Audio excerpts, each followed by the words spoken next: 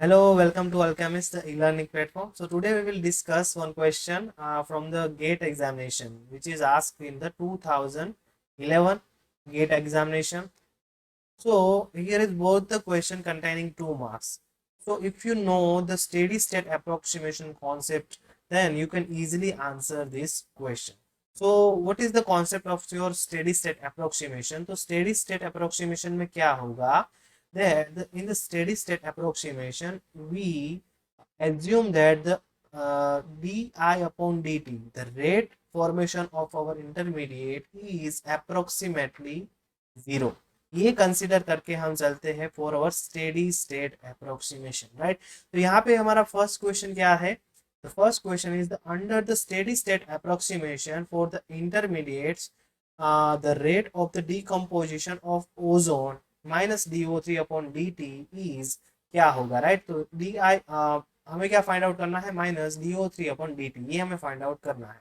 तो यहाँ पे आप देखोगे, यहाँ पे ये जो है ये आपका फाइनल क्या है?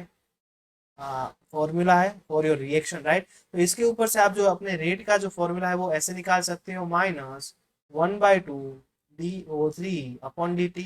और यहाँ पे माइनस क्यों है? क्योंकि हमारा जो रिएक्टेंट है उसका कॉन्सेंट्रेशन डिक्रीज हो रहा है, right. That's why we put here minus charge, negative charge.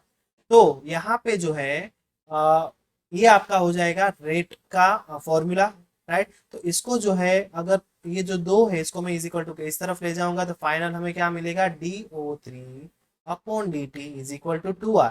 तो यही तो हमें फाइंड आउट करना है, यही तो हमें फाइंड आउट करना है। तो पहले हमें R को फाइंड आउट करना होगा, रेट ऑफ और रिएक्शन को, राइट। तो यहाँ पे R इज इक्वल टू क्या होगा? तो ये जो हमारा फाइनल फॉर्मूला है हमारा O2 फॉर्मेशन वाला, ये हमारा final formula for our rate होगा। तो यहाँ पे R इज इक्वल टू क्या होगा? K3 into concentration of your O and concentration of your O3, because we know that by the empirical rate law the rate of our reaction is directly proportional to the concentration of our reactant, right? And if we remove the proportionality constant then we get the rate constant. तो यहाँ पे हमने वही formula से हमारा rate निकाला है, R is equal to K3O and the concentration of O3, right. तो यहाँ पे आप देखोगे तो concentration of your O, right. तो ये जो है ये आपको निकालना बहुत पॉसिबल नहीं हो पाएगा। So for that we are here applying the steady state approximation. तो स्टेडी स्टेट अप्रोक्सीमेशन से हम कॉन्सेंट्रेशन ऑफ O जो है वो फाइंड आउट करेंगे, because during the reaction, during the practically when we are practically performing the reaction, the concentration of O calculation is very tough, right? तो वो जो है हम इंटरमीडिएट फॉर्मेशन जो है वो निकाल नहीं पाते, क्योंकि जो इंटरमीडिएट फॉर्मेशन हो रहा है वो डायरेक्टली बहुत जल्दी अपने प्रोडक्ट में कन्वर्ट हो जाता है।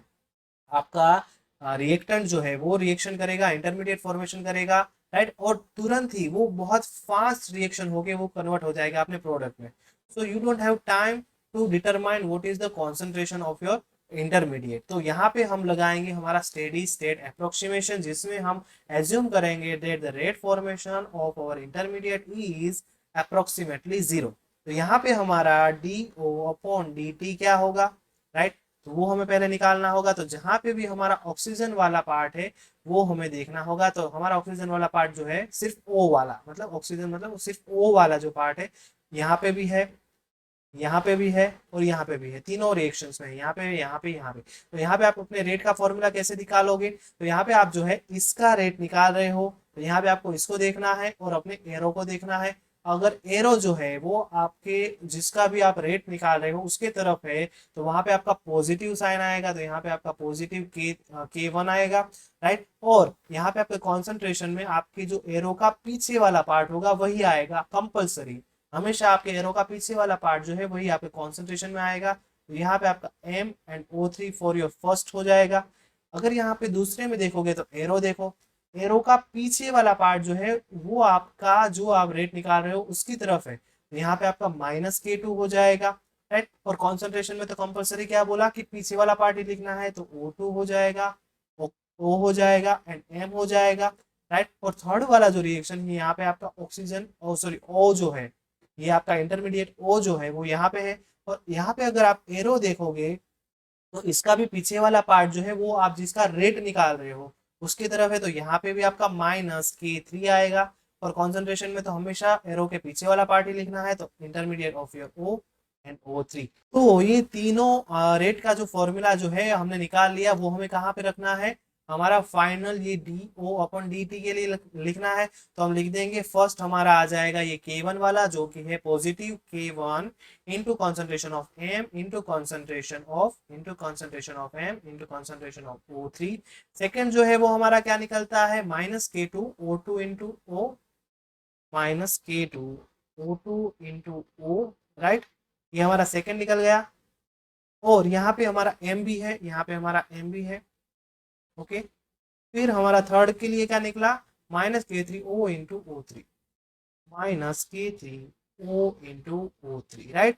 तो हमने क्या बोला था कि by the steady state approximation your DO/dt is approximately 0। तो इसके इज इक्वल टू 0 हो जाएगा, इसके इज इक्वल टू 0 हो जाएगा। तो हमें क्या करना है, जो O वाला जो पार्ट है, O वाला जो इंटरमीडिएट वाला जो पार्ट है, उसको हमें इज इक्वल टू के इस तरफ ले जाना है। तो क्या होगा, K1 M O3 is equal to K2 O2 O M plus K3 concentration of O3, right. तो यहाँ पे जो है हम कॉन्सेंट्रेशन ऑफ O को कॉमन निकाल सकते हैं क्योंकि दोनों में है।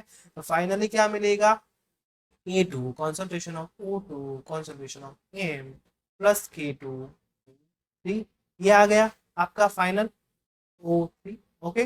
तो अभी आप क्या करोगे कि यहाँ पे कॉन्सेंट्रेशन ऑफ O को जो है यहाँ पे रख के ये वाला पार्ट जो है इज इक्वल टू के इस तरफ ले आओगे, तो वो कहाँ चला जाएगा, डिनोमिनेटर में चला जाएगा। ठीक है, सिंपल मैथमेटिक्स है। तो K1 into concentration of M O3 divided by K2 O2 concentration of M plus K3 and O3। तो ये आपका क्या आ गया, कॉन्सेंट्रेशन ऑफ योर O आ गया। आपको R इज इक्वल टू क्या निकला था, K3 into O into O3, right. तो ये जो है ये आपको यहाँ से मिल गया। तो ये वैल्यू जो है, ये वैल्यू जो है वो मुझे क्या करना है, इस इक्वेशन में पुटअप करना है, और कुछ तो है नहीं।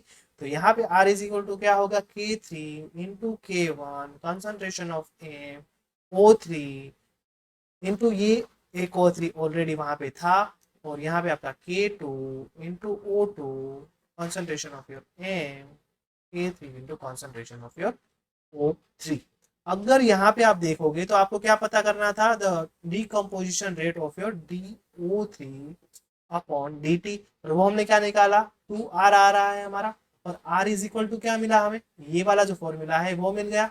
तो हमें क्या करना है, सिर्फ R का वैल्यू यहाँ पे पुटअप कर देना है। तो क्या हो जाएगा, 2K3 K1 concentration of your M, ये O3 की आपका स्क्वायर हो जाएगा दोनों का, राइट। तो ये आपका स्क्वायर हो गया। तो यहाँ पे K2 O2 M plus K3 O3, तो ये जो है ये आपका फाइनल आंसर हो गया। बहुत इजी था, सिर्फ जो है आपको लिखने में ये थोड़ा लेंथी लगेगा, बट जो स्टेप्स है वो बहुत सिंपल है। आपका जो इंटरमीडिएट है वहां पे आपको 0 कंसिडर कर लेना है। दूसरा आपको आना चाहिए आपका रेट का इक्वेशन आप कैसे लिखोगे, तो उसके लिए मैंने बोला कि आप जो है एरो को कंसिडर करो, और जो भी आपका XYZ जिसका भी आप कॉन्सेंट्रेशन निकाल रहे हो आप उसको कंसिडर करो। अगर आपका एरो उसके तरफ है आगे वाला पार्ट तो वो आपको पॉजिटिव आएगा, अगर पीछे वाला पार्ट आपके उसके तरफ है तो नेगेटिव आएगा।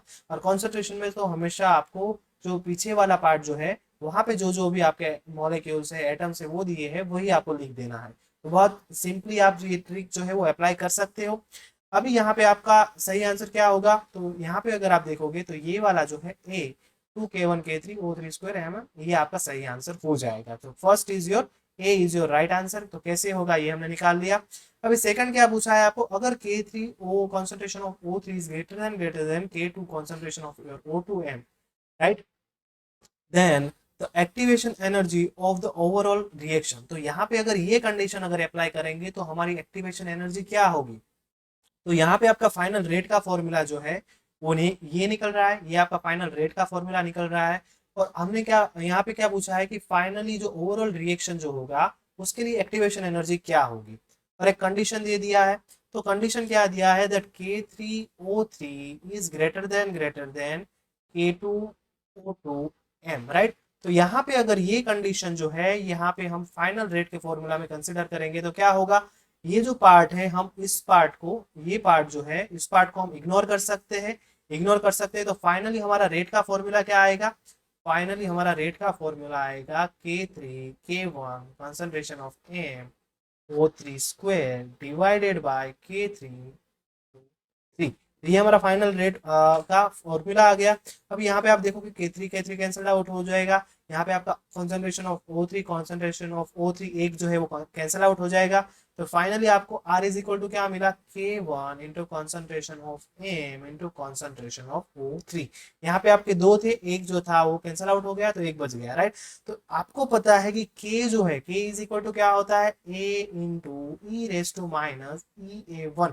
वन क्यों EA1 क्यों लिखा है यहाँ पे, क्योंकि हमारा K1 के लिए है, अगर K2 के लिए होता तो EA2 लिखते, अगर K3 के लिए होता तो EA3 लिखते, राइट। तो यहाँ पे क्या होगा, EA1 अपॉन RT हो जाएगा। तो यहाँ पे आपका रेट जो है वो आप देखोगे तो सिर्फ आपकी K1 पे डिपेंडेंट है, राइट। तो फाइनली आपका activation energy A is equal to minus EA1 upon RT into concentration of M into concentration of O3।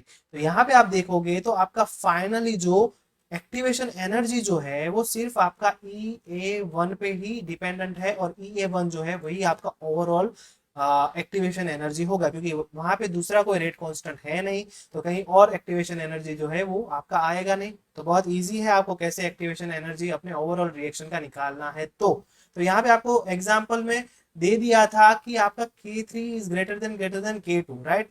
तो that's why our final formula is only K1, right. अगर वहां पे K3 K1 आता तो हमारा final activation energy जो है वो A3 एंड A1 दोनों पे, EA3 एंड EA1 दोनों पे कंसीडर करता है, राइट।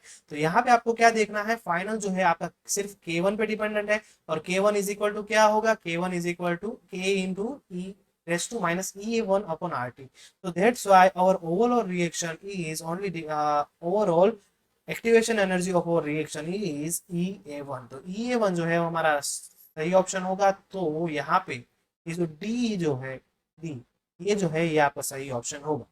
तो इस मैनर में जो है आपको फिजिकल के क्वेश्चन सॉल्व करने हैं। तो अगर आपको स्टेडी स्टेट अप्रोक्सीमेशन का कॉन्सेप्ट अच्छे से पता है, so you can solve this question very easily. तो ये आपका हो गया गेट का प्रीवियस ईयर का question which is from the chemical kinetics, and the concept is the steady state approximation. So if you like the video, then share it with your friends and subscribe our channel for more videos like this। ऐसे ही हम जो है physical के और different जो है examples, hard जो question है वो कॉन्सेप्ट के साथ आपको सॉल्व कराएंगे हमारी चैनल पे। सो बने रहिए, मिलते हैं नेक्स्ट क्वेश्चन के साथ, तब तक के लिए प्रिपरेशन करते रहिए।